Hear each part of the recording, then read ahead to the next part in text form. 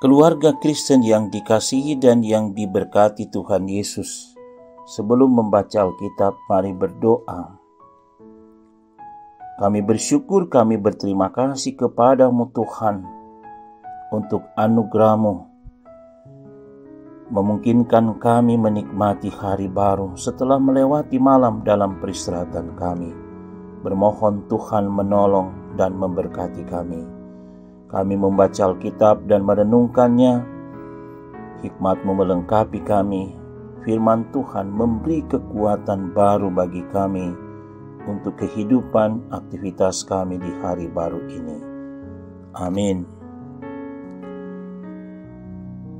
Renungan harian keluarga kita hari ini, Senin 6 Maret tahun 2023. Firman Tuhan dari kitab Yesaya 50 ayat 6 demikian. Aku memberi punggungku kepada orang-orang yang memukul aku, dan pipiku kepada orang-orang yang mencabut janggutku. Aku tidak menyembunyikan mukaku ketika aku dinodai dan diludahi. Tema renungan harian keluarga kita hari ini adalah menderita sengsara, wujud ketaatan. Keluarga Kristen yang dikasihi dan diberkati Tuhan Yesus, penderitaan yang benar adalah harga untuk kesetiaan pada panggilan Tuhan Allah dan pembenarannya atas ketaatan hamba-Nya. Penderitaan adalah masalah utama yang dihadapi Nabi Yesaya, di mana ia menderita oleh karena perbuatan musuh-musuhnya.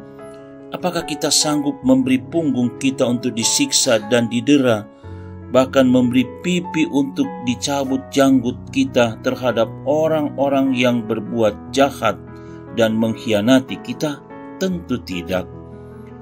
Pasti ada niat membalas kejahatan orang yang menyakiti kita. Bahkan kita mendengar orang berkata, pembalasan lebih kejam dari perbuatan.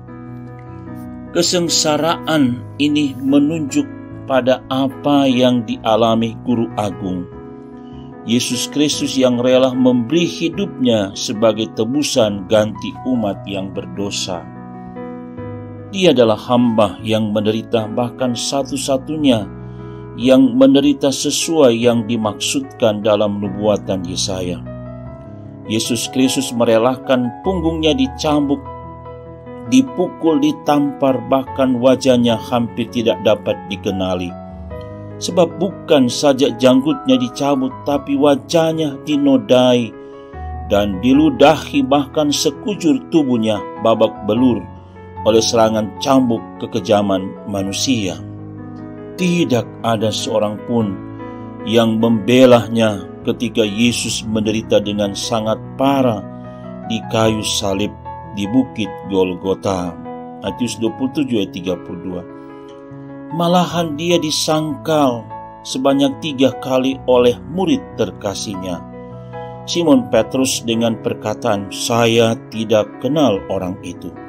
Dalam semua penderitaan yang dialami Tuhan Yesus Kristus, nyata sikap kesetiaan, ketaatan, dan kerelaan hati dalam menjalani semuanya.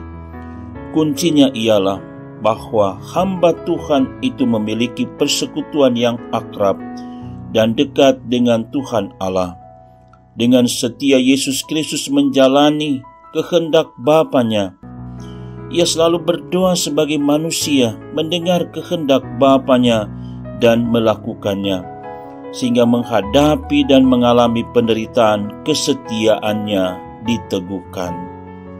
Keluarga Kristen yang dikasihi dan diberkati Tuhan Yesus, sebagai keluarga Kristen, marilah di minggu sengsara ini kita insaf dan sadar akan bentuk-bentuk pelanggaran kita.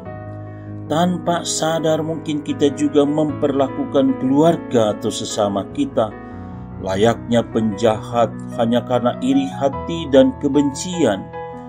Tuhan Yesus Kristus begitu mengasihi kita.